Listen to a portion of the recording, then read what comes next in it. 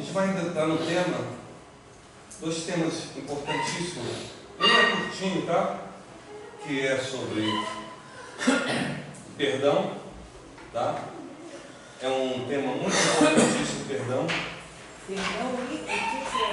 E a gente vai começar a entrar também no assunto complexo que é o DNA mitocondrial.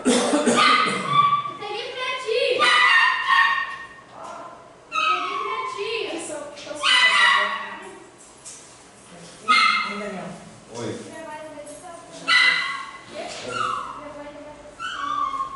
Não é melhor?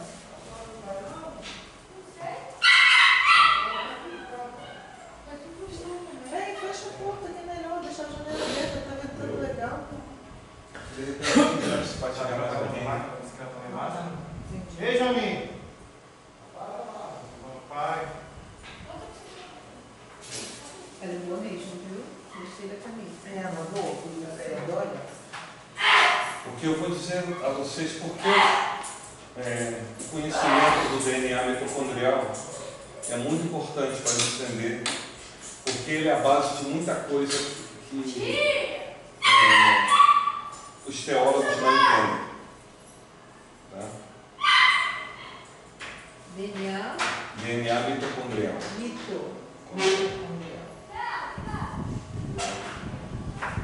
Então, vai elucidar muito mistério da Bíblia, tá? A gente entendeu o que é o DNA mitocondrial. A primeira coisa que eu queria era dar uma resposta para o Mauro, porque ele falou, a ciência não diz que a Terra tem 8 bilhões de anos e tudo mais, por causa da datação. Então é o seguinte, olha, a gente tem que prestar atenção na informação que a gente recebe o tempo todo, que eles dão para nós como verdade e na verdade não é. Tá? Então, eu vou pegar aqui um depoimento de um físico mesmo, cara PhD, ele falar sobre datação, tá? Datação? Isso. Mas pelo carbono 14, esse negócio? Isso. Peraí, deixa eu...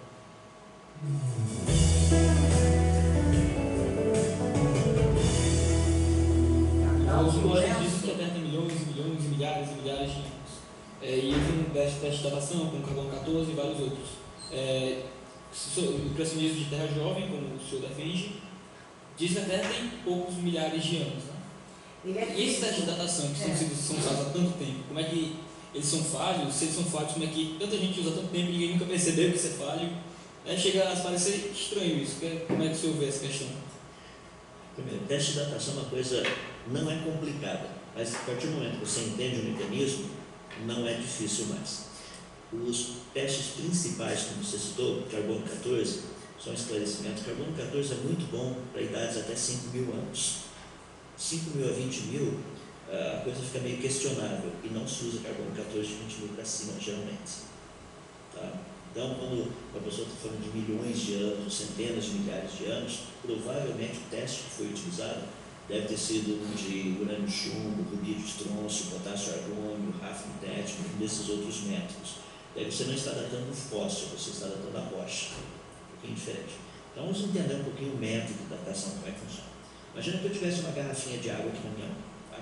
Essa garrafinha está cheia d'água. Eu vou fazer um furinho aqui na garrafinha. O que vai acontecer com a água da garrafinha? Vai começar a vazar. Se eu medir quão rápido a água está vazando, eu vou medir a vazão.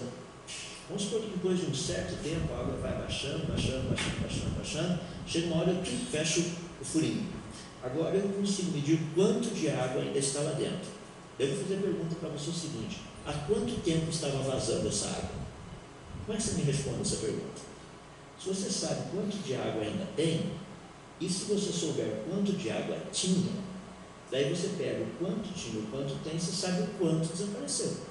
Se você sabe o quão rápido estava saindo, agora você sabe quanto tempo teria literalmente passado para desaparecer tudo isso. Os métodos de datação são exatamente iguais. Quando a rocha ou fósforo foi formado, devia ter uma certa quantidade de um elemento químico.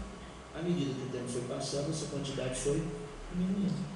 eu sei o quão rápido ela diminui, porque isso é o que nós chamamos de meia-vida do elemento.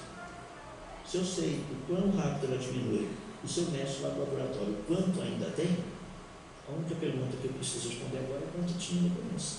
Se eu souber quanto tinha, quanto tem, eu sei o quão rápido está desintegrando, eu saberia quanto tempo teria demorado para desintegrar tudo isso. Então a pergunta básica é, quanto tinha?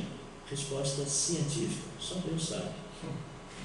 Ninguém sabe quanto tinha no começo. Tudo é baseado em pressuposição. Não tem como descobrir isso no laboratório, coisa do tipo? Não.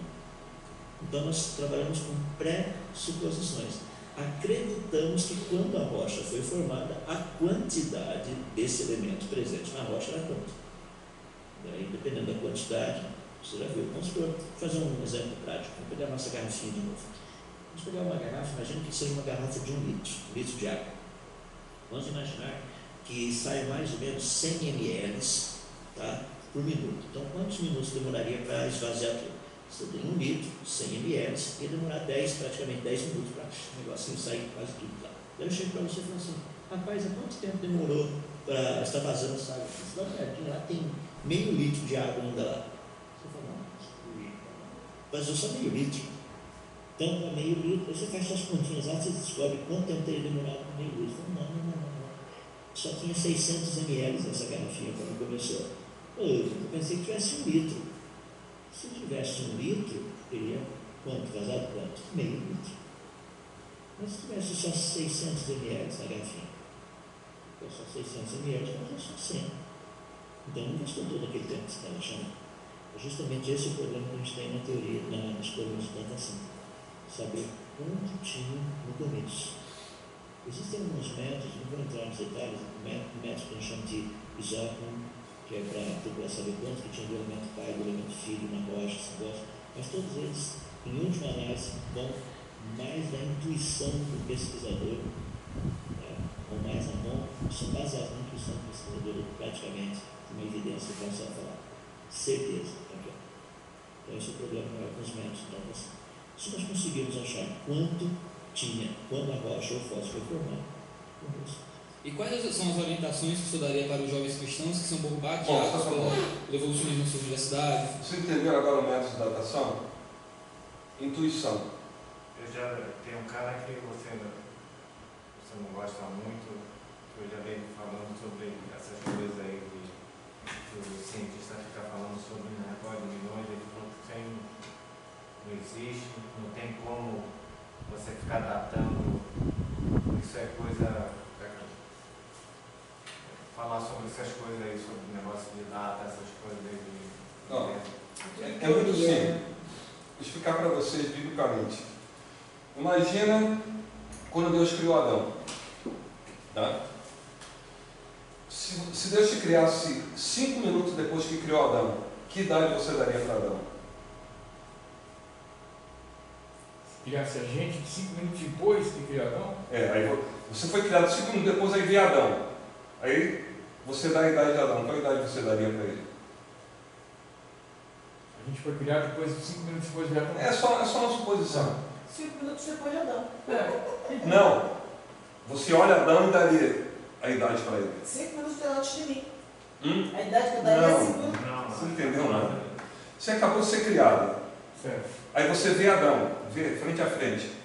Aí alguém pergunta para você, Tiana, qual a idade mais ou menos de Adão?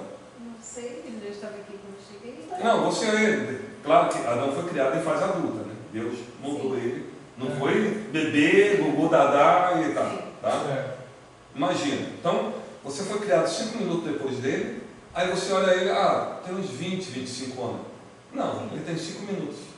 Não foi o que eu falei. Não, sei. Sim. Porque eu digo certo, ele tem 5 minutos. Não, sei, mas né? A verdadeira idade dele é que ele foi feito 5 minutos antes, mas você não sabia disso. Não sabia. Você já viu ele em fase adulta, você vai imaginar que ele tem 20, 25, 30. Então, é o caso da ciência com a Terra. Tá?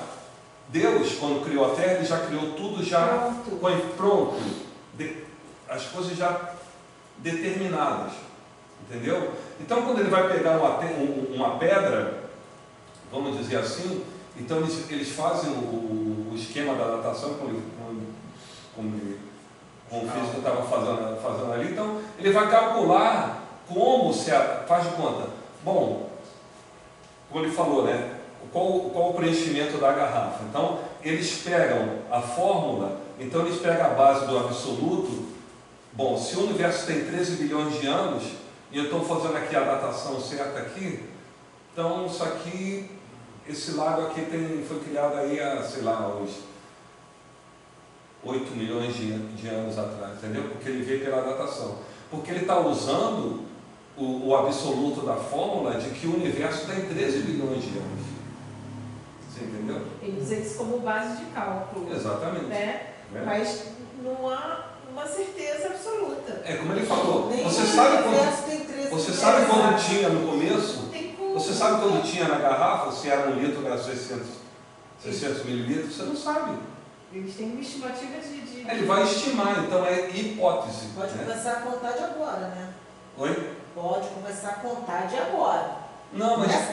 Começa a contar de agora. Aí, lá na frente, vai poder saber porque isso, agora... Aí você sabe. Agora lá atrás você ninguém não sabe. contou antes. É tudo suposição. Tá? Então, qual é o problema da ciência? O problema é o seguinte, quando você aprende na escola, você não tem duas versões para aprender. Tá? Vou dar um exemplo para vocês.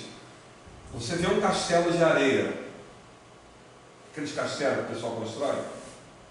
Então você chega e você tem duas suposições, não é? Ou aquele castelo surgiu por acaso, ou alguém fez. Só tem essas duas. Não tem outra, né? Só que assim, a ciência, ela tira aquela da coisa, não, isso aqui ninguém fez. Eles começam a estudar como o castelo surgiu por acaso. Vocês entenderam agora? Tiram a existência de Deus. Não, eles querem tirar a existência de que tudo é criado. Então você aprende que tudo surgiu por acaso. Eles não podem fazer isso. Eles têm que botar as duas suposições. Você começa a estudar as duas suposições. Por isso que atualmente tem um monte de físicos, de cientistas, de biólogos, PhDs, que admitem o design inteligente. Tá? Presta atenção, o design inteligente é o seguinte, olha, cara, ele é mais do jeito, a informação é tão complexa que não é possível que isso apareceu por acaso. Alguém criou isso. Não está dizendo nem a coisa de que Deus criou, porque Deus criou já começa a entrar no termo de religião, né? Religião, entre aspas.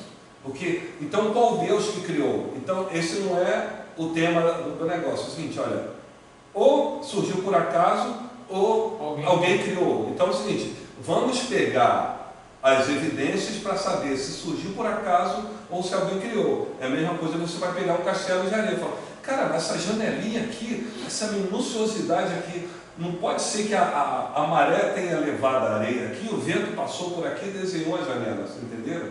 Essa discussão que tem que ser feita mais, não é. Vocês já viram design inteligente? Vocês conhecem? Não. Procura na internet, é muito interessante. Mas é simples, faz de conta. Design inteligente. A informação que vamos dizer assim, o universo tem, são detalhes tão minuciosos que é impossível aquilo surgir por acaso. É o DNA. O design inteligente é a forma como as coisas são criadas. Todas elas são criadas numa matemática perfeita. Então, eu estou sintetizando assim o máximo. Se você procurar na internet, tem inclusive cientistas falando sobre como funciona o design inteligente. Na minha opinião, é o que mais se aproxima de Deus. Não é a explicação de que Deus existe, mas é o que mais se aproxima de Deus. Mas eu já tinha lido sobre esse, não propriamente sobre design inteligente, eu já tinha lido sobre essas coisas aí. Alguns cientistas já estudavam já de outra forma. Porque é o seguinte, até em relação mesmo, não é acreditar em Deus, sobre a Bíblia. A Bíblia é um livro de informação. Assim, foi criado. Não apareceu por acaso. Exatamente, foi criado. Porque a complexidade das coisas é tão imensa que você fala assim, cara, não dá para por acaso. Por isso que eu estou usando, uma coisa mais simples a gente entender, é um castelo de areia. Não dá para você dizer, gente, olha, é impossível a maré ter ajuntado essa areia aqui e depois veio o vento e começou a desenhar isso tudo. É impossível. Perfeitamente. Entendeu? É porque esse design inteligente parece que eles tiraram uma forma do DNA humano e viram. Não, o design inteligente é muito simples. Eles falam assim, de Deus lá. O design inteligente fala assim, olha, a gente concluiu que isso aqui não apareceu por acaso. Isso é o design inteligente. Independente se foi Deus que criou, qual foi Deus que criou, ele fala assim, ele não quer discutir a coisa de quem criou, ele quer dizer, cara, isso foi criado, assuntos errados, entendeu? Isso é o design. Não tem essa história que o DNA tem escrita lá? Não, esquece isso aí. Deus escreveu o nome dele no DNA. Não esquece isso aí, que tudo é especulação. Esquece. Pode ser até que tenha sido isso, mas você já viu essa coisa? Já vi. Você já percebeu a assinatura de Deus? Não é bem assim não. Eles concluem, né? Aí ele pega o número, aí pega a numerologia, aí pega o nome original Yahweh em hebraico, aí eles pegam a numerologia. Cara, esquece isso aí que isso é uma confusão danada, né? Pode até ser verdade, irmão. Pode até ser, mas... Né? Fecha aí, Cláudio, por favor. Vocês conseguem... Tá? Então é o seguinte, a gente vai primeiro começar a falar sobre o perdão, porque o perdão é uma coisa muito importante para a gente entender, porque, como eu falei para vocês, é um dos pilares da justiça de Deus. Então, quando ele fala o tempo inteiro que a gente precisa perdoar, é porque a gente precisa perdoar, tá? Mesmo que aquilo vá de encontro ao nosso eu, né? Bom, Mateus? Peraí.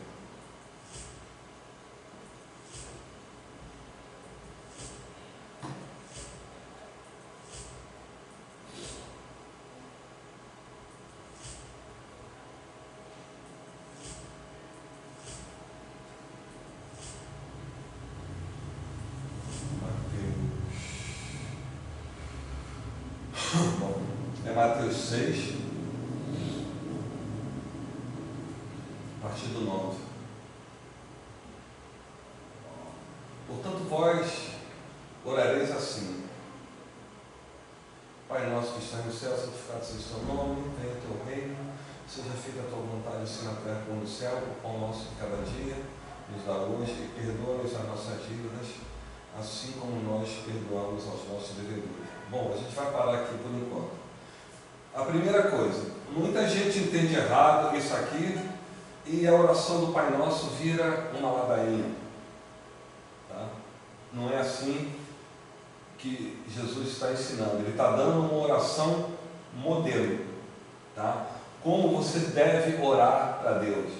Não é para ficar repetindo isso aqui, porque você vê muito na Igreja Católica, você muito vê em grande maioria das denominações evangélicas. Vocês sabem melhor quais as denominações evangélicas que fazem a oração do Pai Nosso. Eu já vi uma bola de neve, a bola de neve faz, presbiteriana faz, a batista faz? Acho que não, né? Faz. Às vezes faz.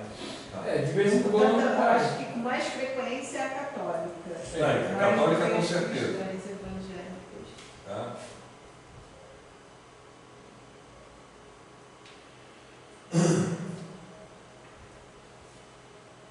Bom, isso aqui é uma oração modelo. O que tem que fazer? Quando você começa a orar a Deus, a primeira coisa que você faz é engrandecer o nome dele. Tá? Porque a oração, na verdade, é uma conversa que a gente tem com Deus. Né? Então, a primeira coisa, é igual você chegar para um juiz. Né? Você vai para um juiz pedir para ele, né, alguma coisa, né, de uma sentença, alguma coisa. Como é que você vai chegar e aí, beleza, cara? Não é assim que a gente faz, né? A gente vai lá com reverência meritíssima, né? Então, uma oração que a gente começa a orar a Deus é isso aí. Primeiro a gente exalta quem Ele é, né? Então, a gente dá o primeiro passo para entrar naquela comunhão com Deus com a oração. Então, Jesus nos está ensinando dessa maneira, tá? Mas eu quero que vocês dê ênfase aqui, ó, versículo 12, que isso aqui passa desapercebido por nós o tempo inteiro. Perdoa-nos as nossas dívidas, assim como nós perdoamos aos nossos devedores. Quer dizer, olha só, a medida com que Deus vai nos perdoar é a medida com que nós perdoamos a quem nos ofende. Ficou entendido aqui? É a mesma medida. Ficou entendido? Olha só. A medida que Deus vai te perdoar é a medida com que você perdoa as pessoas que te ofendem. Está escrito.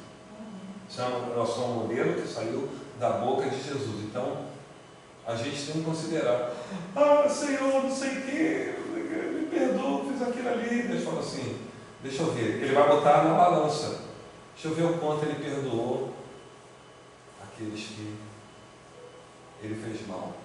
Se você perdoa um pouquinho, Deus vai te perdoar um pouquinho. Então a gente tem que entender tantas coisas na nossa vida, que as orações não funcionam porque a gente não presta atenção naquilo que Jesus falou. Isso é um padrão. Ele está nos ensinando porque é um padrão. Então a gente tem que aprender a perdoar cada vez mais intensamente. Claro, Jana, pode falar. E quanto à misericórdia infinita de Deus? Oi? Quanto à misericórdia infinita de Deus? A misericórdia é uma coisa, o perdão é outra, o amor é a outra. São coisas distintas de Deus. Tá? A misericórdia de Deus... Ela engloba. Oi? Não. Perdão. Você tem que entender essas palavras onde elas são no original, semântica. Pega a palavra, estuda o que é ela na originalidade. Senão a gente fica misturando perdão, misericórdia e amor tudo ao mesmo tempo. Não é isso. Misericórdia é um sentimento distinto de Deus, perdão é outro sentimento distinto e amor é outro sentimento distinto. Entendeu? Você pode explicar isso? Sim. O que é a misericórdia? A misericórdia é o seguinte: a gente pecou contra Deus. Ele foi misericordioso e deu o Filho dele para que a gente fosse perdoado daquela falta. Certo? Isso é misericórdia. Qual seria uma outra misericórdia? Dá um exemplo de uma outra misericórdia. Não, misericórdia é isso. Misericórdia é um pouquinho diferente de perdão. Misericórdia é o seguinte: é quando a pessoa ela te pratica vamos dizer assim, você pegou um dinheiro emprestado para mim, muito grande, e você falou que ia me pagar tal dia. Aí tal dia você não tem como pagar. Eu falei: bom dia, Ana. Você falou para você que ia pagar tal dia. Eu não tenho. Então vou ter misericórdia com você e vou perdoar aquela dívida. Isso é misericórdia. É uma graça não merecida, misericórdia? Não, graça já é outra coisa. Graça foi um sentimento particular de Jesus. Sim. Tá? Aí tu fala assim: mas Jesus não é Deus? Mas... Então, quando você fala da misericórdia, eu vou ter misericórdia de você, vou perdoar, é exatamente o que eu quero, onde mais ou menos eu parece igual. Ele tem a misericórdia e perdoa. Sim, mesmo que nós não tenhamos capacidade de perdoar o próximo. Sim, mas aí você está botando Deus no teu conceito particular. Eu estou querendo trazer... Eu estou falando sobre a misericórdia mediante o perdão. Sim, mas eu estou falando para você. Você está trazendo um conceito de perdão e misericórdia particular teu. Eu estou mostrando para você o que Jesus falou. Se ele falou, se você está pensando: não, Deus é misericordioso, então por que Jesus está dizendo isso aqui? Deus só vai te perdoar à medida com que você perdoa o teu opressor. Se não, se a gente vai trazer Deus para a nossa compreensão, aí ferra tudo. A gente não precisa mais da Bíblia, né? Se está escrito, é para a gente meditar sobre isso que está escrito. Deus só vai te perdoar à medida com que você perdoa a pessoa que te deve. Mas no final dessa oração, Oi? No final dessa oração existe, mas livrai-nos do mal. Sim, tudo bem, isso já é uma outra coisa. Isso é outra coisa. Estou falando na questão de perdão, é perdão. Porque eu não estou entendendo o que Diana está querendo falar em relação. Você diz, no caso, que se você não perdoar a pessoa, é isso? Eu acho que eu acredito na misericórdia divina, na misericórdia infinita dele. Eu acho que se a gente não perdoar, eu acredito que o perdão ele seja extremamente importante, mais importante para nós do que o próximo. E acredito que é isso que ele pede. Mas se nós não temos capacidade de perdoar o próximo, como a gente quer ser perdoado, embora queiramos, eu quero, mas eu não consigo, eu acredito na misericórdia divina, ou seja, eu acredito que ele vai perdoar, entendeu? Não na mesma medida. Principalmente porque no final diz, nós livrai-nos do mal. Não, mas ele livrar do mal é outra coisa. Esquece isso aí. Mas eu acho que o mal, ele não é só o mal. Bom, não sei que mal você se Não, Deus te perdoa. Só que se você não perdoar a pessoa, você vai ficar retida no pecado com a pessoa. Porque você não perdoa ela. Bom, vamos mais outras, olha só. Continua, tá? Vamos ali no 14 e 15. 14 e 15. Porque se perdoardes aos homens as suas ofensas, também vosso Pai Celestial vos perdoará a vós. Se, porém, não perdoares aos homens as suas ofensas, também vosso Pai vos não perdoará as vossas ofensas. Bom, aí eu acho que aqui não precisa mais a gente entrar nessa discussão. Jesus está falando, se você perdoa o teu opressor, a tua ofensa, Deus vai te perdoar. Se você não perdoa, Deus não vai te perdoar. E o que a gente vai fazer agora? Achar que Deus vai me perdoar, porque a gente tem o conceito de que Deus é misericordioso. Se Ele próprio está falando na palavra dele, cara, se você não perdoar a pessoa que te ofendeu, eu não vou te perdoar. Deus não pode ser bipolar. Deus não fala nada de que Ele, como Deus justo, vai poder fazer. Ele está querendo nos ensinar, olha só, você precisa aprender a perdoar, porque se você não perdoar, eu não vou te perdoar. Aqui está escrito. Entendeu? A gente tem duas coisas. Ou a gente usa o padrão bíblico ou usa o nosso próprio conceito de que Deus vai me perdoar assim mesmo. Porque tem muita gente lá na rua, acho que no final Deus é bonzinho, entendeu? Não vai me mandar para o inferno. As pessoas têm esse tipo de coisa. Pois é, mas é exatamente esse pensamento que eu não estou dizendo. Não, eu estou falando outras, eu quero, mas eu não consigo. Outras pessoas eu têm. Eu quero, mas assim, eu perdoo, mas eu ainda tenho ranço dessa história. Por exemplo, você pode perdoar. Se você perdoou, mas tem o ranço da história, então o seu perdão não está completo. Não. Ele está, mas não está completo. Porque o perdão, da maneira como você está falando, ao meu entender, ou você perdoa ou você não perdoa. Não tem meio grávido. Ou você está grávido ou não está grávido. Entendeu? O que é perdoar, Diana, e ter ranço? Faz de conta, olha só. Você me cometeu um erro muito grave. Né? Você me pede perdão. Você está falando é que o pessoal acha que eu estou falando com você, tá? Exemplo, hein? Você me pede perdão, eu te perdoo. O que quer dizer? Claro que aquilo, né, aquela coisa tu vai lembrar, mas eu já te perdoei o seguinte, quando você chegar no dia seguinte para falar comigo, oi Diana, tudo bem? Eu já esqueci tudo, estou abraçando você, estou te beijando, é diferente da pessoa quando te perdoa, você pede perdão, a pessoa não perdoa, você vai falar com a pessoa de novo, ela não quer mais falar com você. Então, aqui ela não. Sim. Você perdoa, tá bom, te perdoei, mas tem aquele ranço, Tem a criança, né? Sim, mas de qualquer maneira você perdoa. Sabe como é que você perdoa? Sabe como você perdoa? Boca. Não entendi. Você perdoa falando, declarando. Perdão, eu te perdoo. Isso. Perdão. Não, você não precisa nem perdoar na frente da pessoa. Deus está te olhando. Na oração, você fala assim, Senhor, aquela pessoa me fez mal, mas perdoa ela, abençoa ela, que ela conheça a Ti como conheço a Ti, que ela se converta, que ela seja salva. Pronto. Tirar do coração. Já perdoou, Deus já ouviu e agora Ele vai te perdoar porque você perdoou aquela pessoa. Entendeu? É isso, exatamente isso aqui que está acontecendo. Bom mesmo é você. Mesmo que fique o ranço, mas você já declarou. A tua palavra que tem poder, não é o teu ranço. Agora, se você conseguir tirar o ranço dentro de você, melhor ainda que você fica leve.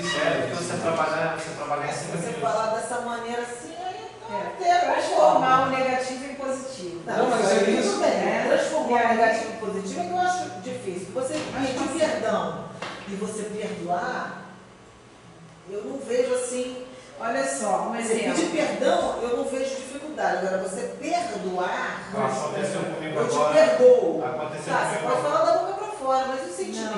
Aconteceu comigo agora o seguinte, o cara fez um negócio lá no meu computador e firmou a N lá, deixou. Aí eu brinquei com ele, falei, pô, você deixou aqui, pô, você já foi mais meu amigo. Aí ele entendeu mal, aí jogou um monte de coisa na minha cara, em áudio. Aí eu fiquei com a raiva do cara, parei de falar com ele. Aí eu fiquei uma semana assim, sem falar com ele, que eu tentei falar com ele, ele não quis. Aí eu falei assim, pô, aí Deus, o Espírito Santo começou a me incomodar, assim, pô, eu não estou certo fazendo isso. Aí eu peguei, sabe de uma coisa? Eu vou falar com ele. Vai tu e ele só, para te combater os 15. Aí eu fui lá ver ele e falei assim, eu queria te pedir perdão, porque foi até muito mais ele do que eu. Queria te pedir perdão, porque eu errei contigo, brinquei, não foi por mal, mas eu brinquei com você, queria te pedir perdão. Ele, não, eu que quero te pedir perdão, porque eu que falei umas coisas para você, não deveria ter falado. Pronto, aí acabou a história e ficou todo mundo Aí eu falei feliz. assim, aí eu fiquei Coração leve, olha. Exatamente. E eu ultimamente Deus trabalhou muito isso, até o lance de família, você sabe que família é onde mais você tem. É o teste. Vou falar um negócio com vocês de família, o próprio Jesus, ele é com vocês também, tá? Minha esposa queria eu tenho mais problema. Você não tem que perdoar. Eu tentei conversar com a pessoa não quis falar. E citou uma frase que eu tinha falado, que eu estava naquele, que eu estava virado, né? Eu falei, cuida do seu umbigo, deixa o meu umbigo, para de cuidar dele. Bom, olha só. Ela não quis, cara. Eu queria falar sobre a repetição, porque o próprio Jesus está falando aqui no 7, e orando, não useis de vãs repetições, tá? Como os gentios que pensam que por muito falarem serão ouvidos.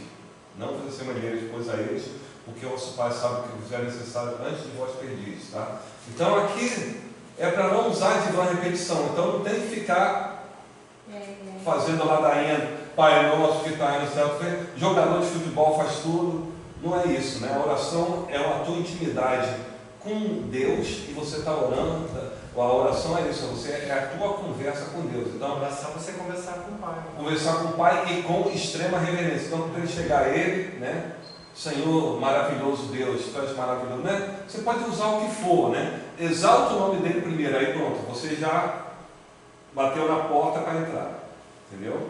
É só isso. Então, o Pai Nosso é uma oração modelo. E dentre ela, na oração, você não esqueça. Tem alguém que te magoou, está com raiva?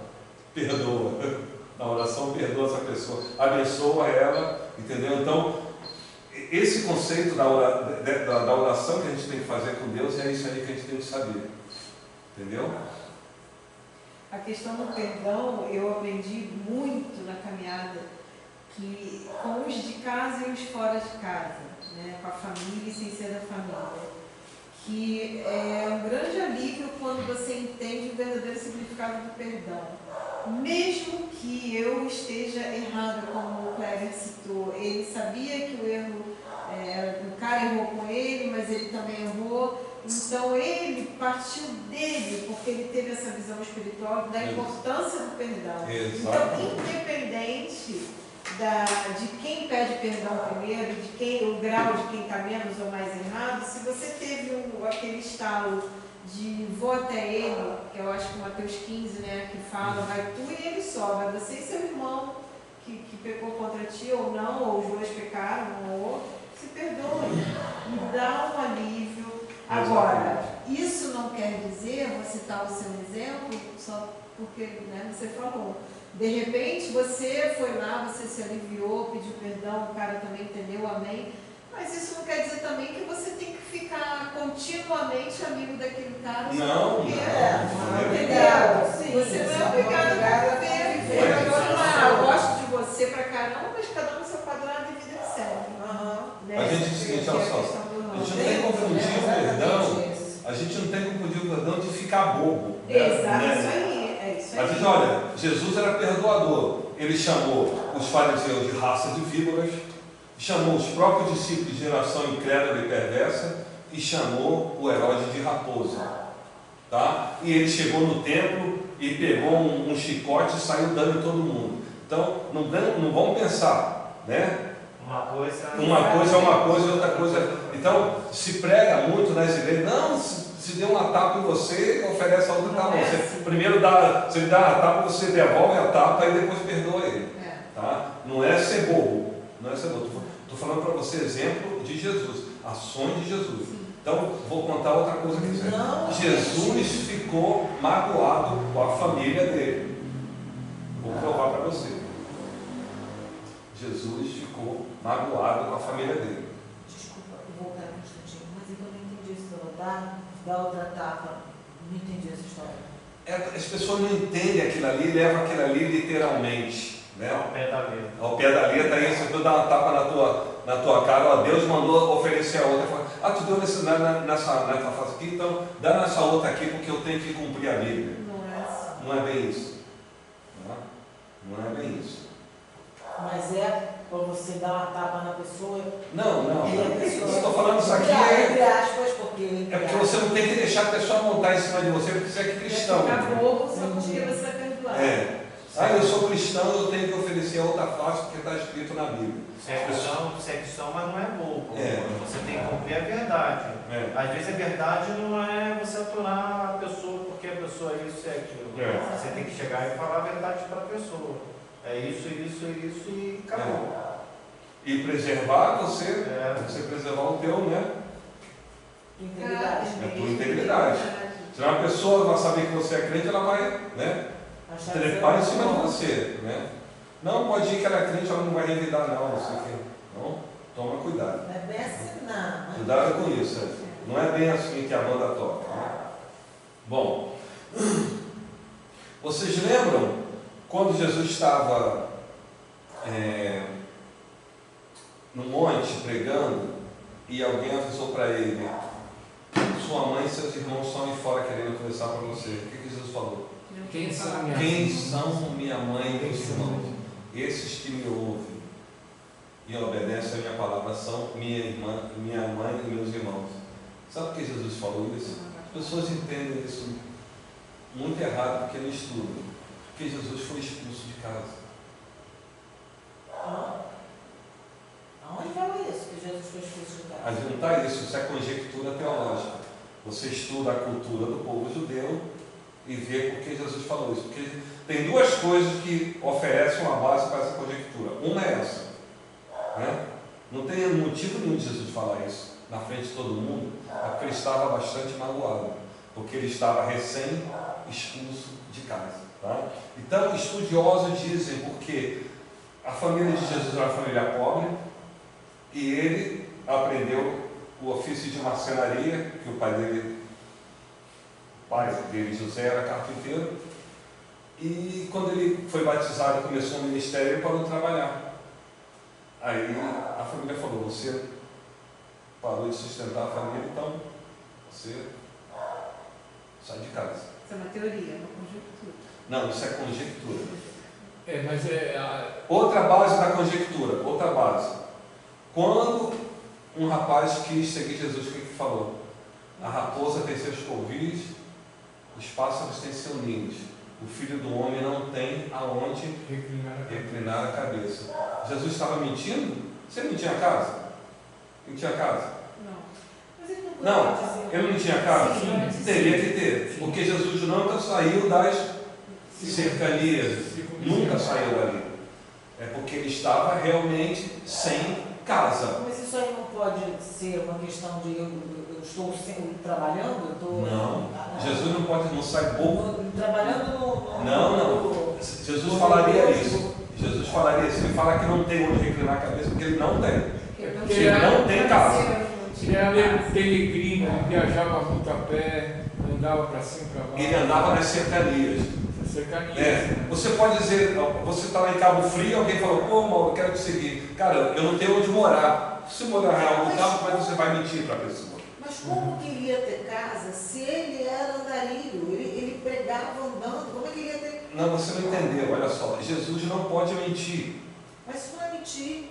Claro que é mentir. Se você diz eu não tenho onde recostar minha cabeça, eu estou mentindo se eu tenho. Mas tem se eu tenho onde recostar minha cabeça, ele podia voltar para a casa dele. Olha só, Diana, você traz as coisas muito para o teu conceito, isso é estudo. Mas eu estou falando para você, esquece a estudo da cultura judia, é isso aí, entendeu? Ele falaria isso se ele não tivesse casa. O judeu é diferente da nossa cultura, esquece a nossa cultura. A nossa cultura é aquela coisa de dar jeitinho, a gente fala umas coisas para... Mas como é que ele ia voltar para casa se ele estivesse longe?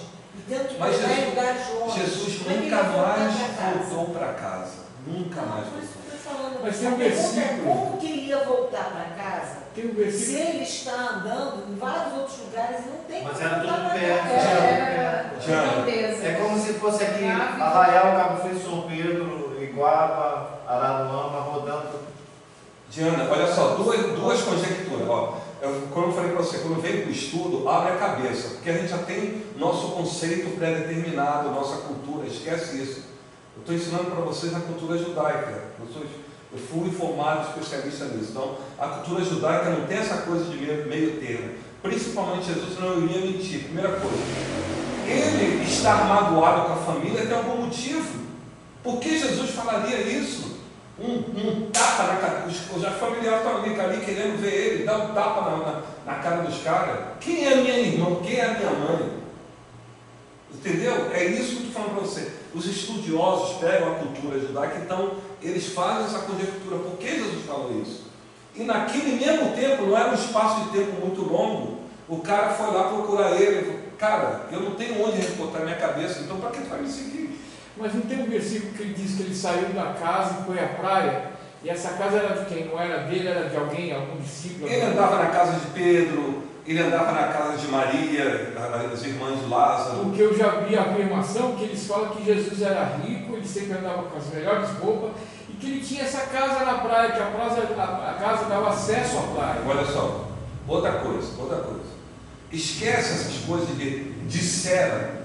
Esquece o disseram. Se você não tem uma fonte, não existe isso na Bíblia. Que Jesus era rico, não existe isso na Bíblia. Não, ele não passava necessidade. Tanto é que não passava necessidade porque pessoas ajudavam ele. Tinham mulheres ricas que ajudavam ele. Mas que Jesus era rico, esquece isso. Esquece isso. Mas ele foi. Não, Jesus vivia que carpintaria era muito rentável. Jesus vivia de casa em casa. Sim, no ministério dele. Existe um estudo que fala que naquela época, já que você está falando sobre o estudo judaico, daí eu estou falando para você, eu não tenho esse conhecimento, estou apenas dizendo, passando o que eu vi, que naquela época a carpintaria ela era geralmente feita para quem tinha dinheiro.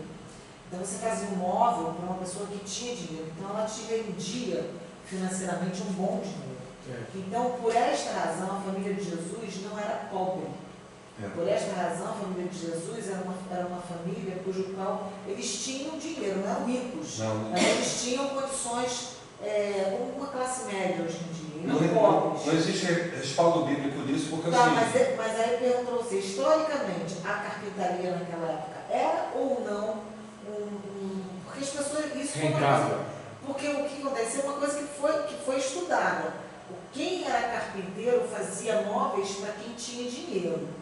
E quem tinha dinheiro pagava bem por esses móveis. Porque assim, como eu falei para você, a fonte é a Bíblia. Então, primeiro a Bíblia. A família de Jesus era pobre, porque inclusive eles não tinham dinheiro nem para se hospedar num lugarzinho pequenininho. Foram ter Jesus numa manjedoura. Que deram para eles. Porque não tinha lugar no hotel. Mas se você tem rico, você tem. Se você é rico, você tem lugar. Mas não tinha lugar, estava tudo cheio, porque todos foram para lá. Não, Diana. Assim não foi assim? Não é o que diz na Bíblia? Sim, mas é porque eles não tinham dinheiro para alugar uma coisa grande. Mas aonde que diz que eles não tinham dinheiro para alugar uma coisa grande? Isso porque a família deles era família pobre. Tanto é que era Olha só, eu fui em Nazaré. Nazaré, sabe como é que é Nazaré, em Israel? É como se você morasse no complexo do Alemão. Atualmente, pode ser? Não, naquela época. 2000 anos atrás? Tanto é que todas as pessoas que moravam em Nazaré era considerada a ralé de Israel. Eu já ouvi falar isso. Tá? Tá, de Nazaré pode sair alguma coisa? Nazaré. Exatamente. Deixa eu ver Nazaré. Então entenda como se fosse aqui, ó, Morro da Coca-Cola. Tá, só que A assim, família de Jesus morava no Morro da Coca-Cola, muita então gente- definitivamente não era uma família de classe média. Tá? A gente tem que usar a fonte bíblica. Então esquece o dizem, não que o cara falou que não sei o que. A fonte primeiro é a Bíblia. Então a conjectura a gente tem que tirar da Bíblia. Tá? A família deles era família pobre, paupérrima, e Jesus sustentava, de alguma maneira ajudava a sustentar a casa, porque ele era carpinteiro. Quando ele largou a carpintaria, isso aí já é conjectura. Por que expulsaram Jesus de casa? Né? Então a conjectura diz que ele parou de sustentar a família, e a família falou, olha, se você não tem condições de ajudar a gente, então que você saia de casa. Por isso que ele estava magoado, e naquele momento do sermão, olha só, mágoa. Jesus é o perdoador amoroso, né? Ele estava com mágoa. Tá? Então naquele momento, quando veio a família dele, ele falou, quem é minha mãe, quem é meus irmãos? Vocês não acharam nunca isso esquisito, não? Hein? Jesus falou um negócio desse. Eu entendi Onde está essa passagem? Eu gostaria de ver. Mas, olha só. Como Não, se eu ele não entendi. tivesse laço familiar, que todos os outros... Ele poderia falar de uma maneira mais amorosa. Ah, tudo bem, convida eles para entrarem, né? Eu estou imaginando aqui. Convida a minha família para entrar. Olha, vocês também podem ser a minha família. Você entendeu? Se eu obedecer ao meu pai. Exatamente, mas não foi isso que ele falou. Ele falou de uma maneira tipo Você sabe onde está essa passagem? Você lembra? desprezando. Oi? Você lembra onde está essa passagem? Isso é fácil de... Porque eu gostaria de ler. Foi hoje. Perdi alguma coisa na minha lapiseira. Então, essa lapiseira não foi da mão. Não é lapiseira. Ela fez duas iguais. Deve ter sido. Eu perdi alguma coisa e estou na bunda. Porque... Vai lá. Mateus 12. Mateus 12. 46. E falando ele ainda à multidão, eis que estavam fora sua mãe e seus irmãos, pretendendo falar-lhe. E disse-lhe alguém, eis que estão ali fora tua mãe e teus irmãos que querem falar-te. Ele, porém, respondeu e disse aos que falaram, quem é minha mãe e quem são meus irmãos? E estendendo a sua mão para os seus discípulos, disse, eis aqui minha mãe e meus irmãos, porque qualquer que fizer a vontade de meu Pai que está nos céus, este é meu irmão, irmã e mãe. Eu entendi isso porque, pelo lado do pessoal que já é um toque, já como se fosse o pessoal do católico, que tem esse negócio da mãe de Jesus, né? Quando ele se refere à mãe de Jesus. Mas de qualquer maneira, ela, ou bem ou mal, era a mãe de Jesus. Não. E Jesus não teria que falar uma maneira assim tão áspera com a família dele, inclusive até para dar exemplo para os outros, né? O cara, o mestre aí, e que resposta é essa deu para a família dele? Aquilo ali era mal. Eu já entendo. Mas alguém dissesse, aquele que me segue é que é meu irmão, minha irmã e minha mãe. Aquele que me segue, minha família não me seguiu. Não, mas não que tenha me eu sei, mas de qualquer maneira é uma maneira áspera de falar. Então é típico de alguém que está magoado. Vocês entenderam? Ele podia fazer de outra maneira. Chame eles. Porque de repente não seguiu ele. Não, mas não é isso. Não nada a ver, não. Mas a família teve um irmão que seguiu Jesus. Não teve ninguém da família dele, que inclusive o próprio irmão dele, Tiago, que supostamente, porque ninguém sabe certeza, que foi o que escreveu a carta, Tiago, ele não era apóstolo de Jesus, ele só se converteu depois da morte de Jesus e ressurreição. A mãe o Tiago, supostamente, eu não quero que vocês achem que foi ele que escreveu a carta, porque não se tem certeza dentro da teologia, tá? Porque nem ele próprio fala que era irmão de Jesus. O Paulo dá a entender que ele foi visitar Pedro e também viu o irmão de Jesus, Tiago, tá? Mas a gente sabe que o Tiago, que era um dos 12 apóstolos, não era irmão de Jesus, com certeza absoluta, tá? Então, eu só quero falar sobre essa resposta de Jesus. No original está assim mesmo. Tipo assim, quem é minha mãe? Quem é meus irmãos?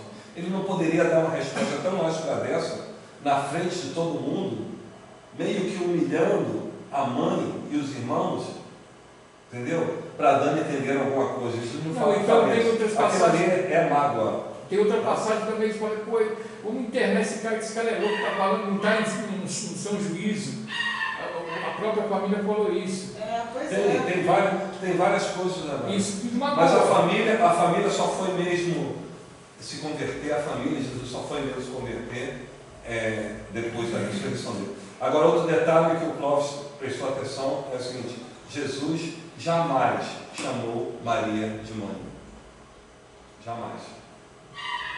Nem no primeiro milagre? Não. Mulher, que tenho eu contigo. Lá quando ele estava sendo crucificado, ele falou, mulher, eis aí o teu filho. Apontou para João. Ele jamais chamou Maria de mãe. Porque a gente pega filme, né? Os filmes nos induzem ao erro. Oi? Nem quando pequenininho, quando criança. Não, quando pequeno a gente não tem relato, não tem nada. A gente não sabe. Dos 12 anos até os 30, ninguém sabe nada de Jesus. Antes de 12. Antes dos 12. Não, você pode ter chamado, mas estou falando conscientemente, né? Dentro da Bíblia, ele sempre, quando se refere a Maria, era mulher. Ele não chamava de mãe. Oi? Ele não chamava de mãe. Jamais chamou de mãe. Porque não tem relato, né, nesse período aí. Não tem relato. Coisa que a gente só vai saber depois da. Tá? Então vocês compreenderam a coisa do amor, né? E viram agora que Jesus foi expulso de casa pela família. Coisa que vocês não sabiam. Então, mas que nem você falou, é conjectura. É conjectura. Pode ser que sim, pode ser que não. Teologia, 70% é conjectura. 70% da teologia é conjectura. Agora, a conjectura, ela tem que ter base implícita bíblica. Você não pode fazer uma conjectura fora de algum contexto bíblico, entendeu? A conjectura é válida. Sim, mas voltando a ser expulso de casa, consequentemente ele saberia que ia ser, porque ele começou o ministério dele, ele ia se dedicar ao ministério, ele ia largar a putaria para um lado, e mas ele podia ter a casa dele. Ele sabia que ele não ia mais voltar para a casa dele, porque ele estava pregando. Isso aí é por isso eu estou falando, você pega dois sentidos, pega a hermenêutica, né? Hermenêutica, por isso que a teologia é bom para isso. Hermenêutica, tu pega a cultura judaica, entendeu? Pega a cultura judaica, então pega dois episódios e dali você se conclui que ele foi expulso de casa. Então ele foi expulso de casa por conta que ele começou a fazer o discipulado dele e o ministério dele. E não estava mais bancando a casa, ajudando na casa. Mas isso é motivo para ele ficar rancoroso com uma família. Jesus era 100% humano, 100% divino. Então, o 100% humano dele se magoou. Quando ele entrou no templo, aquilo ali era o quê? Raiva, ira, né? Ira. Você não se ira também? Se chega na casa do teu pai, os caras estão lá tudo jogando as coisas pro alto, não sei o que tu vai fazer. Vai pegar um chicote, vai correr e vai expulsar todo mundo de casa. É ira. Agora, ele não perdoou aquelas pessoas? Perdoou. Mas não deixou eles ficar fazendo lá bosta na casa do pai. Consequência, né? Não deixou de botar ordem na casa. Exatamente, isso estou falando para você. O cristão, né? Aquele cristão, eu sou perdoador, não. Pum! Está perdoado. Eu tenho um amigo meu que é cristão, que é do Bob. E aí o pessoal ficava encarando dele. Uma vez ele chegou, ele deu um tiro no cara, e ele estava morrendo, ele se aproximou e falou assim: você quer entregar a sua vida para Jesus? Eu quero entregar a tua vida. O cara morreu ali na hora. Ele matou o cara. Ele matou o cara e foi lá e ofereceu a alma do cara para Deus. Mas o que ele falou? Você falou, eu não entendi. Assim, você quer entregar a tua vida? Ele deu um tiro no cara, o cara estava lá morrendo e falou: você quer entregar a sua vida para Jesus agora? O cara falou: eu quero. Ele falou: eu quero. Ele falou assim: então confessa agora teus pecados. E um tempo depois o cara morreu. Aí o pessoal ficava sacaneando ele, né?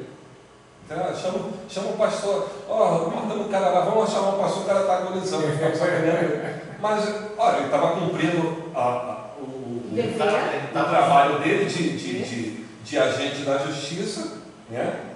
Senão, tu deu um tiro de fuzil no meu ombro, dá no outro. Não é assim que as coisas funcionam. É como se você for chamado, nosso país for para a guerra, você for chamado para a guerra, você vai ter que matar. Não pode ser acovardado, porque os covardes não entrarão nele. Aí depois eu vou entrar nesse detalhe também. Mas está na Bíblia, não está dizendo não matarás? São duas palavras diferentes ali, né? Ali a palavra que diz é não assassinarás. Não matar e assassinar parece que é a mesma coisa no nosso idioma. No hebraico é diferente. Tá? Matar e assassinar são coisas diferentes. E faz todo sentido, né? Beleza? Então vocês entenderam a coisa do perdão, né? O perdão é uma coisa super importante, mas não é uma coisa alienada, né? Você pode perdoar e proteger os seus, né? A tua integridade. São duas coisas distintas. O perdão é uma coisa pessoal. Você perdoa, você tem o poder de perdoar a pessoa e você tem o poder de abençoar a pessoa, porque você é filho de Deus. Então vai fazer isso sempre, mesmo que de algum modo você tenha que revidar algum tipo de agressão. Entendeu? Revidar a agressão é uma coisa e ter ódio daquilo é outra, né? Inclusive o Paulo até falou: irai-vos, mas não pequeis. Então, irar é normal, né? Anormal é você pecar em cima daquela ira, né? Quer dizer, remoer, como a Adriana falou, ficar aquele ranço remoendo para você a vida inteira. Ele falou: não se ponha o sol sobre a vossa ira. Quer dizer, cara, né? O Paulo está querendo dar olha só, tudo bem que você está irado, mas chegou um tempo, esquece esse negócio de ira, né? Tá? Não se ponha o sol sobre a vossa ira. Quer dizer, não deixe prolongar aquela ira, né? O sol está se pondo e você ainda está com aquela ira da pessoa, né? Então o Paulo está aconselhando a isso, você tirar aquilo de dentro de você. Irou é legal, normal iraço, né? Alguém vem dar um tapa na tua cabeça, você fica com raiva na hora, né? O cara contou mesmo agora na sexta-feira no nosso acervo. Mas não foi estacionar o carro, o cara deu 2 tapões, meu irmão, não bota o carro aqui não. Ele falou que ele ficou irado, a vontade dele era de sair e dar uma porrada no carro. Mas aí ele falou assim: não, me segurei, parei um pouco, aí saí e botei o carro no outro lugar. Porque a vontade dele ele falou. Mas só você não. Então está aí o problema, tem que parar, respirar, né? Pensar. Isso. Bom, já entenderam, né, o perdão, né? Bom, agora a gente vai entrar num assunto mais complexo. Esse assunto é um pouco complexo, mas quando vocês entenderem bastante, várias coisas da Bíblia você vai conseguir entender com facilidade. Faz de conta. Por que Jesus não foi concebido em pecado?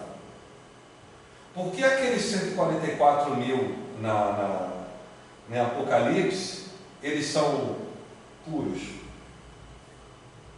Por que o judeu só é considerado judeu autêntico se vier de ventre de mãe judia? Tudo isso, a resposta está no DNA mitocondrial, que a gente vai começar a ver agora, tá bom?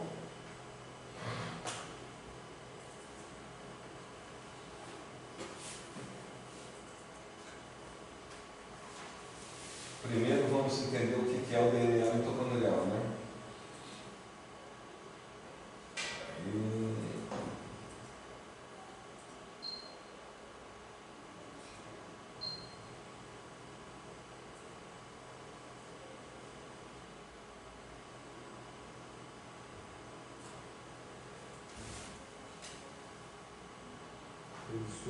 A respeito do DNA mitocondrial. E isso a gente não vê a ciência falar, ninguém alarga aí. Cuidado com esse programa que tem muita coisa errada. O DNA mitocondrial e como foi que ele surgiu na história da ciência? O DNA mitocondrial faz parte do material genético que todos nós, seres humanos, temos. Eu vou me limitar apenas aos seres humanos. A questão que é muito específica sobre ele é que é uma informação genética que é passada de uma geração para outra apenas pelo lado feminino. Eu tenho 3 filhas. As minhas 3 filhas possuem material genético DNA mitocondrial. A respeito do DNA mitocondrial. E isso a gente não vê a ciência falar, ninguém alarga aí, mas é um fato científico. O que é o DNA mitocondrial e como foi que ele surgiu na história da ciência? O DNA mitocondrial faz parte de um material genético que todos nós, seres humanos, temos. Eu vou me limitar apenas aos seres humanos. Tá? A questão que é muito específica sobre ele é que é uma informação genética que é passada de uma geração para outra apenas pelo lado feminino. Eu tenho 3 filhas. As minhas 3 filhas possuem material genético DNA mitocondrial da minha esposa. Elas não possuem o meu. Porque o meu, por ser homem, não é repassado. Muito bem, a dica de hoje segue a nossa sequência de herança, uma herança que está fora do núcleo, chamada de herança extranuclear, herança mitocondrial, herança materna, certinho? A herança mitocondrial é uma herança que tem uma característica própria dela. Por quê? Porque mitocôndrias também carregam DNA. E para efeito de estudo, quer dizer, muitos estudos têm acontecido aí, para efeito de herança, considera-se a herança mitocondrial como uma herança exclusivamente materna. Então, é uma herança que não seria, então, biparental. Genes, então, mitocondriais e as mitocôndrias seriam transferidas das mães para todos os seus descendentes. Então, a herança mitocondrial ela tem uma característica importante. Ela segue a chamada matrilinhagem, ou também conhecido como matriclã. Como, mestre, não estou entendendo, é muita coisa simultânea. É muita coisa realmente para você, mas você tem uma condição plena de se desenvolver bem. Então você vai prestar atenção e vai se lembrar do seguinte: na hora de reproduzir, a união do gameta masculino e do gameta feminino fundem-se os núcleos com essa união, legal? Mas o citoplasma é herdado e considerado como herança do gameta feminino, formando lá o zigoto. Então o citoplasma do zigoto nada mais é do que o citoplasma do gameta feminino, que é chamado oficialmente de ovócito 2 ou óvulo logo depois da fecundação. O óvulo só aparece depois da fecundação. Mas para vestibular, numa boa, não vai ficar viajando em teoria, não. É acertar direto, você tem que aprender a acertar a questão, legal? Então, o núcleo é herança biparental, pai e mãe. Herança autossômica, ligada ao sexo e restrita ao sexo. Já o citoplasma é herança mãe, né? Então nós herdamos o citoplasma lá no nosso zigotinho, quando nós fomos formados, nós herdamos esse citoplasma de quem? Das nossas mães, cada um de nós que está aí, legal? E as mitocôndrias das nossas mães ficaram com a gente. As mitocôndrias que estão nos nossos corpos são herança das nossas mães. Eu herdei as minhas mitocôndrias da minha mãe, que herdou da minha avó, que herdou da minha bisavó, da minha tataravó, que herdou de Eva. Olá, meu nome é Sérgio Linares Filho e esse é o 2 Minutos de PDG. Em situações onde as amostras orgânicas colhidas na cena do crime não possibilitem a extração de DNA nuclear de boa qualidade, que viabilizem a determinação do perfil genético, pode-se usar o DNA mitocondrial. Como o próprio nome indica, esse DNA encontra-se nas mitocôndrias, que são orgânulos intracelulares citoplasmáticos responsáveis pelo processo de respiração celular. Tal qual o núcleo celular, as mitocôndrias carregam DNA, material genético do indivíduo. A diferença essencial consiste no fato de que, enquanto o DNA nuclear de um indivíduo origina-se dos DNA materno e paterno, o DNA mitocondrial tem origem exclusivamente materna. Então, todos nós possuímos DNA mitocondrial herdado de nossas mães, e dessa forma, somente as mulheres o transmitem a seus filhos. Nesse caso, do ponto de vista forense, existe uma restrição importante relativa à utilização do DNA mitocondrial, que é a impossibilidade de comparar amostras de um indivíduo qualquer com seus ascendentes do sexo masculino, ou, por outro lado, de um indivíduo do sexo masculino com seus descendentes. Ora, no primeiro caso, os ascendentes do sexo masculino não transmitiram seu DNA ao indivíduo, o que inviabiliza a comparação. Enquanto que no segundo caso, é o próprio indivíduo do sexo masculino que não o transmite a seus descendentes, o que, da mesma forma, também inviabiliza a comparação. Vocês entenderam?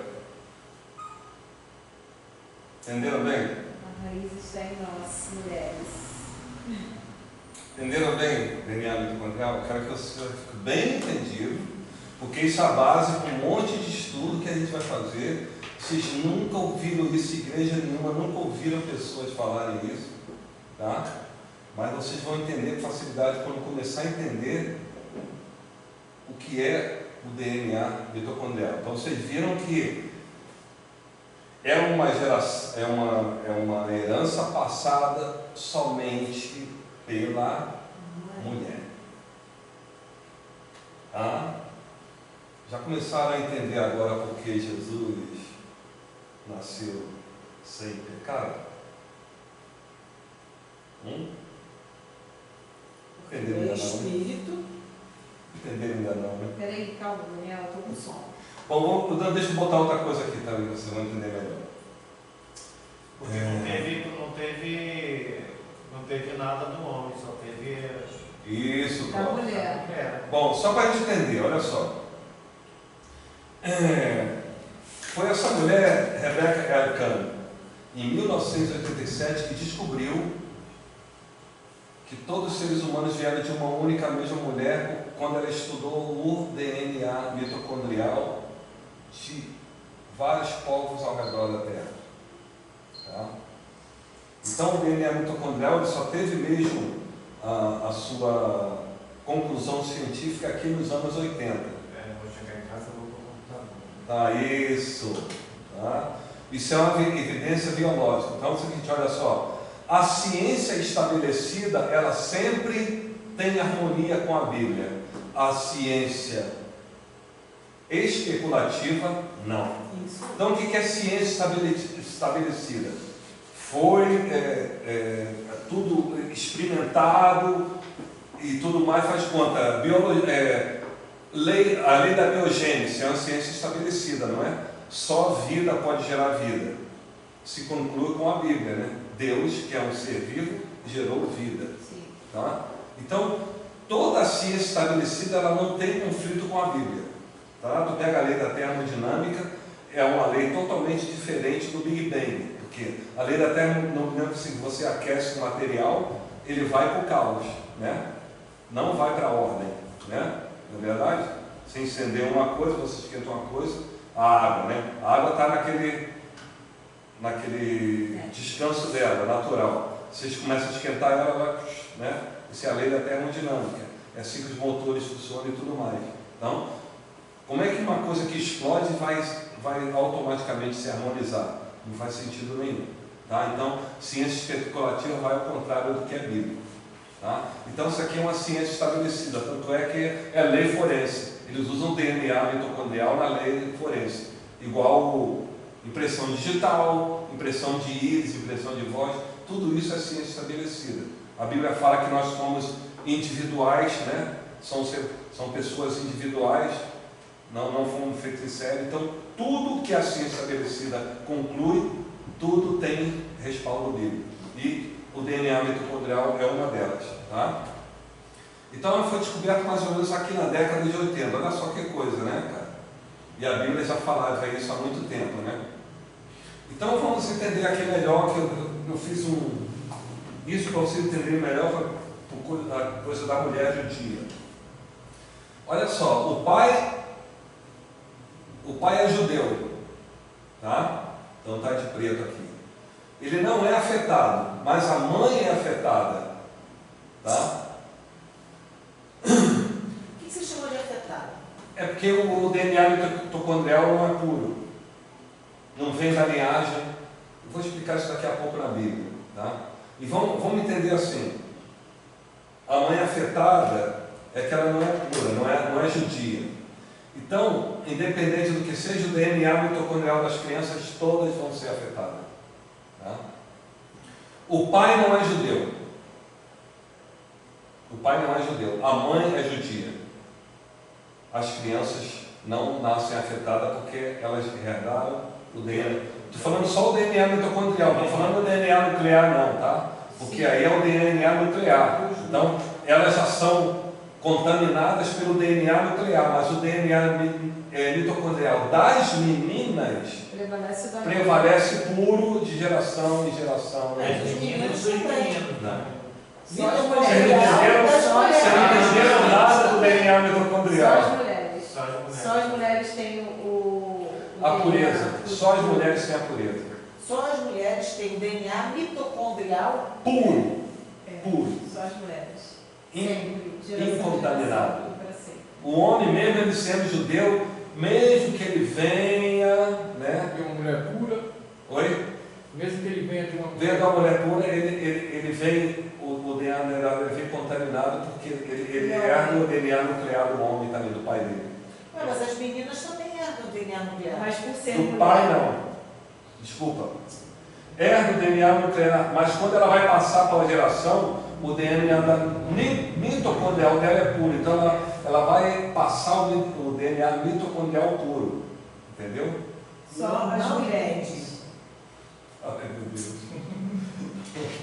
Não entendi, porque não foi o que eu entendi que o rapaz lá explicou. O que eu entendi foi o DNA mitocondrial, ele só é passado pela mulher, ou seja, o filho ou filha, ambos os sexos, herdam o DNA mitocondrial. Ambos os sexos. Sim, mas também herdam o DNA nuclear. Ambos os sexos. Então, nuclear. Mas ambos os sexos. Sim, mas herdam o DNA nuclear. Exato, então ele já está com... Mas o mitocondrial, só quem passa, herda da mulher. Mas só quem passa o mitocondrial é a mulher. Mas ele herda o nuclear do pai. E o DNA nuclear do pai é contaminado. Você entendeu agora? O masculino é contaminado, da mulher não é.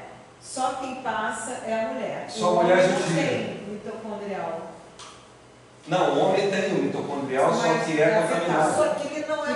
Porque todos eles são. Não, ali você, inclusive, pela fotografia do vermelho e preto, ali os homens ali não são. Sim, mas eu estou querendo dizer que é o seguinte: a herança mitocondrial não é herança nuclear, já. A herança nuclear, todos eles são contaminados. A herança mitocondrial, só as mulheres judias têm isso puro. Você entendeu agora? Entendeu, não? Todos têm tudo, mas só as judias têm mitocondrial. Puro. Aqui ela é afetada. Então ela não vai passar puro nem para as meninas. Não são.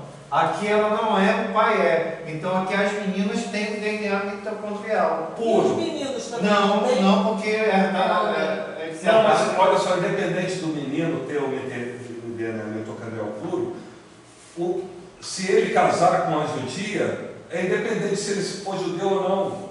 Não interessa. O que interessa é a mãe. Porque só a mãe que passa... E por que só a mulher que tem essa palavra? Vai perguntar a Deus quando você encontrar com ele. Mas olha só, se o DNA mitocondrial, a ali da mãe afetada, da mãe não afetada, passa para os rapazes, também, eles também se tornam puros. Sim, mas você... Os nucleares, tanto fêmea quanto macho, né? Tanto mulher quanto homem, herdam.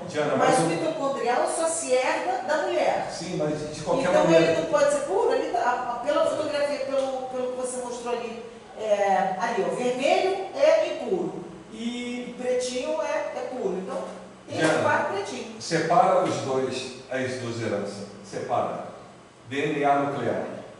DNA mitocondrial. Só a mulher passa do mitocondrial. Só a mulher pode gerar o mitocôndrias puro.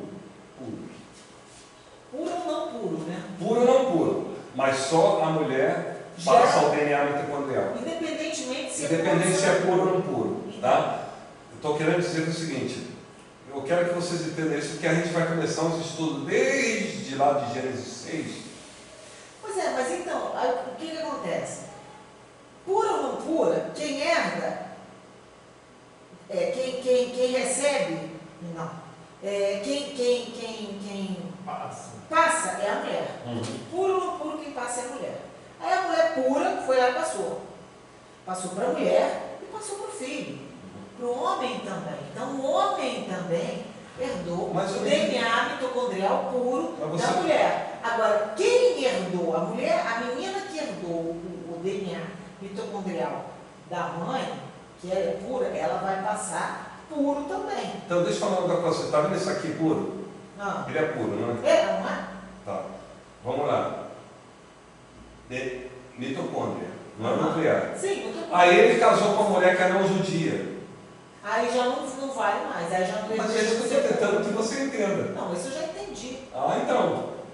Então o que você não entendeu agora? Mas se ele se casar, se ele vier de um pai que não é judeu e de uma mãe que é judia e se casar com uma judia, o DNA mitocondrial é da judia, não interessa. O nuclear não interessa. Tá. Entendeu agora? Caiu. Caiu a ficha. Bom, só para entender melhor um pouquinho, o DNA mitocondrial, né, mais ou menos isso aqui que ele fica na célula, só para vocês entenderem, tá? Por que é importante o DNA mitocondrial? Porque ela é uma célula energética, ela que dá energia para a célula, entendeu? Olha só que coisa misteriosa, né? Ela tem a energia da célula, entendeu? Então tu vê que isso é uma coisa, já é divina já, né? Então a energia da célula, ela está dentro das mitocôndrias, tá? Então ela é inviolável, tá? É inviolável. Ela pode estar no meio aqui da célula, mas não penetra nada nas mitocôndrias, elas são invioláveis. É tipo uma bateria? Exato. A bateria da célula, pronto. Matou a charada. Bateria do celular. Matou a charada. Agora vocês vão entender por quê. Isso aqui é o óvulo feminino, certo? Isso aqui é o espermatozoide. A gente sabe que o espermatozoide é um flagelo, né? O espermatozoide é um flagelo, aquele rabinho com motor. Todo aqueles coisinhas, aqueles vermezinhos que tem rabinho com motor se chama flagelo. Então o que acontece? Quando o esperma sai do homem, olha que coisa.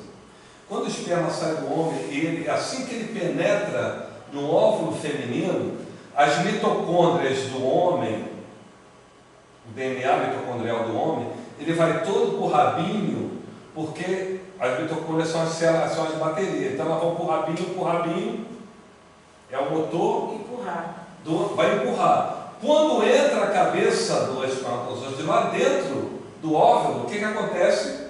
O próprio óvulo corta o rabo. Puf! Por isso que o DNA mitocondrial do homem não penetra no óvulo da mulher. Por isso que esse neném que vai ser gerado daqui vai herdar o DNA mitocondrial da mulher, mas o mitocondrial do homem ficou no rabinho aí, ela botou para fora na próxima menstruação. Entenderam? Agora sim. Hein? Nunca soube disso. Eu também nunca soube disso, não. Isso é estudo científico. Isso é estudo científico. Faz todo sentido, né? Mas tem Ficaria um propósito nisso, não é?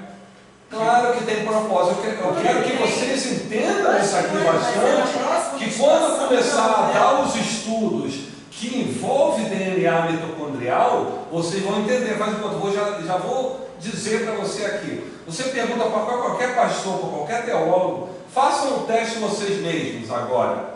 Começa a perguntar para pessoas que entendem bem da Bíblia. Por que Jesus não nasceu em pecado? Estou falando em pecado? Com pecado? Não nasceu em pecado. Porque ele não nasceu. Aí a palavra pronta deles é o seguinte, porque ele é santo.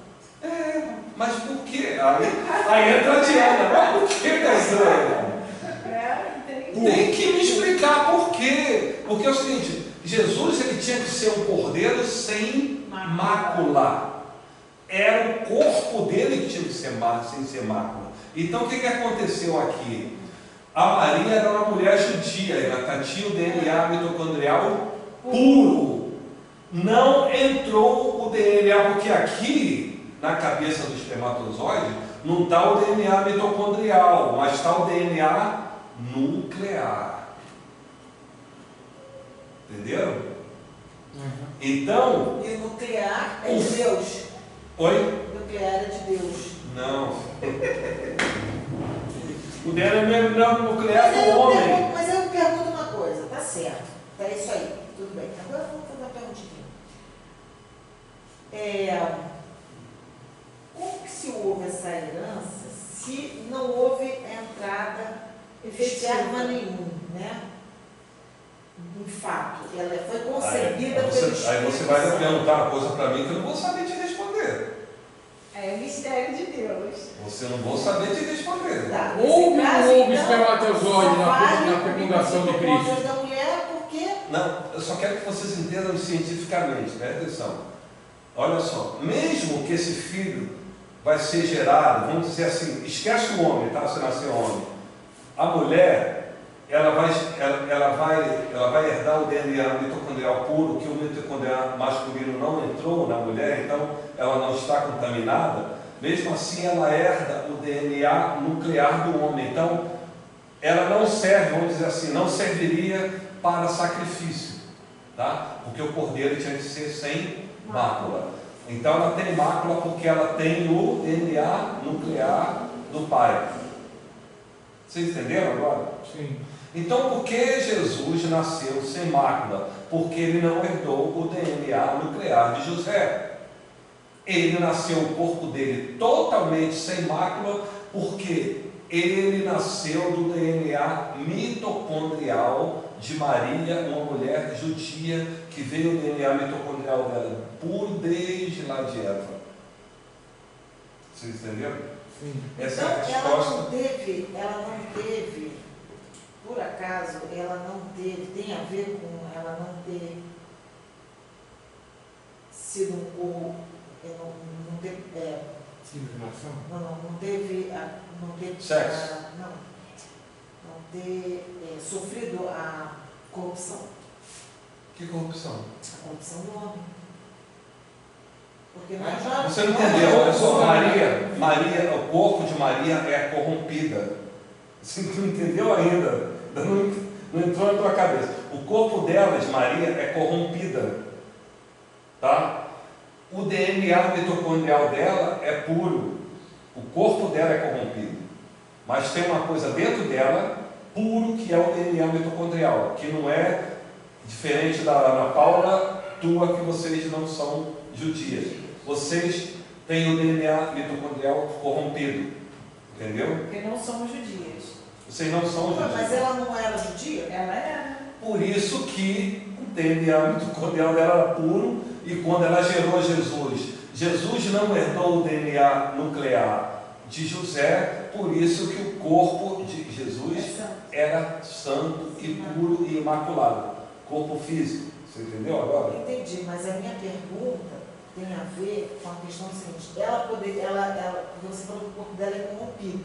É. Mas como que é corrompido se ela tem o DNA mitocondrial desde lá, só por causa do núcleo? Do DNA mitocondrial. Corrompeu, já era. Do DNA mitocondrial não, por causa do DNA nuclear. Corrompeu, já era. Entrou o DNA nuclear no homem e já era. Vocês vão entender isso depois, quando deixa eu ver lá em Levítico 12.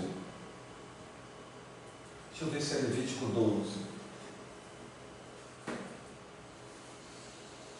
Não, peraí.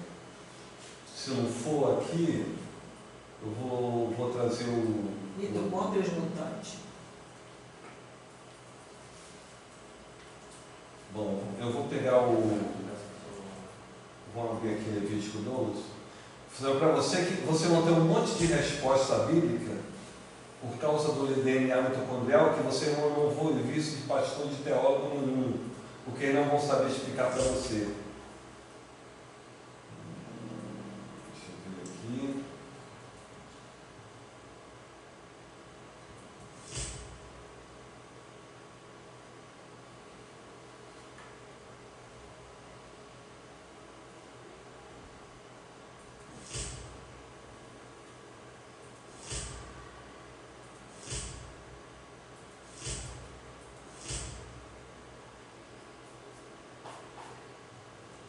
Mudança de página é meio assustador.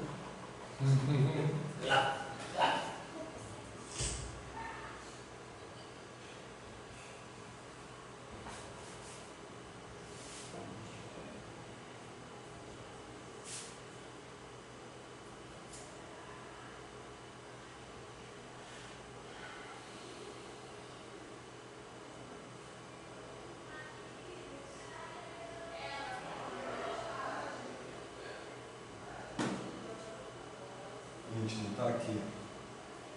Deixa eu ver. Será que é 12? Ah, tá. Acho que é aqui. Levítico 12, 12. Farai aos filhos de Israel, dizendo: se uma mulher conceber e der à luz a um menino, será imunda 7 dias. Por que a mulher está imunda? Sabe essa palavra imunda, né? A palavra imunda no original é contaminada. Tá? Contaminada. Por causa do DNA nuclear. Então, ela é considerada contaminada e fica 7 dias. Tá? No Mas oitavo dia. por que 7 dias? Estudos teológicos dizem que em 7 dias a mulher consegue limpar o esperma que sobrou do homem de dentro do corpo dela. Estudos teológicos e cientificamente? Não, cientificamente não se tem, é de 4 a 7 dias, né? Geralmente entre 4 e 7 dias. 7 dias é o número que é o limite da coisa, né? Isso tudo é coisa que Deus põe. Aí você fala, mas por que isso? Porque quando a gente vai ver a descoberta científica, as coisas começam a fazer sentido, né? Por que a mulher não é imunda quando está fazendo sexo com o homem? Por que ela só é imunda quando concebe?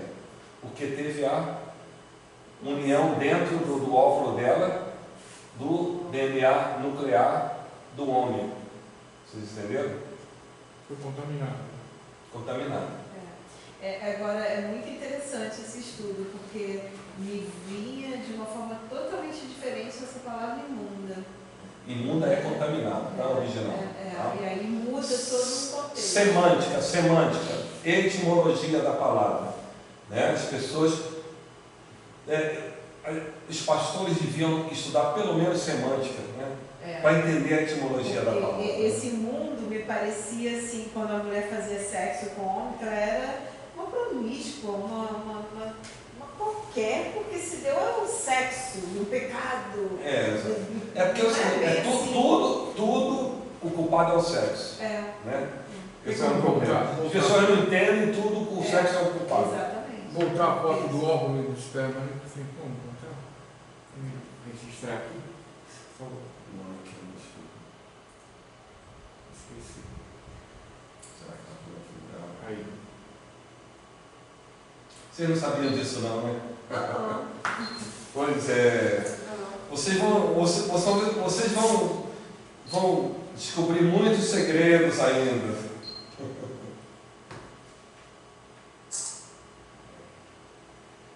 Viu? Então é o seguinte, olha só. Êxodo 10, 3. Agora, pois, façamos aliança com o nosso Deus, de que despediremos todas as mulheres e os que delas são nascidos, conforme ao conselho do meu Senhor, e dos que tremem ao mandato do nosso Deus, e faça-se conforme a lei. Por que os homens judeus vão ter que expulsar de dentro do povo judeu as mulheres que não são judias e os filhos dele? Para que não contaminem mais e mais Pronto. o seu povo. Exatamente. Muito obrigado, Ana Paula. Vocês entenderam? Estão começando a entender devagarinho? Então vamos fazer uma coisa aqui. Volta aqui novamente uma coisa. Oi? Isso aí não tem a ver com a questão da... Talvez eu esteja confundindo as coisas. Isso aí não tem a ver com a questão da... Eu sempre esqueço a palavra. Né?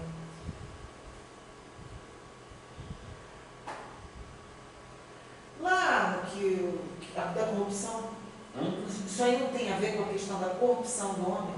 Isso, com certeza. Gênesis 6. Por isso que eu quero que você estude um pouquinho mais aquilo, né? Você tem aquela mania de dizer que a corrupção do gênero humano foi o ser humano que corrompeu outro ser humano. Isso não tem respaldo bíblico nenhum, nem científico, absolutamente nenhum. Tá? Os Gênesis 6 foram anjos caídos que copularam com mulheres e corrompeu o DNA do ser humano. Pois é, aí conclusão. Esse 144, ainda existe o puro? Existe. DNA puro? Existe. Só Deus sabe, né? Só Deus sabe agora. Por isso que os 144 mil só Deus sabe. Porque ele sabe onde veio preservando o DNA puro da mulher judia, né? Então ele sabe quem está nascendo puro, porque esse povo que vai repovoar o ser humano no milênio para o ser humano no seu, né?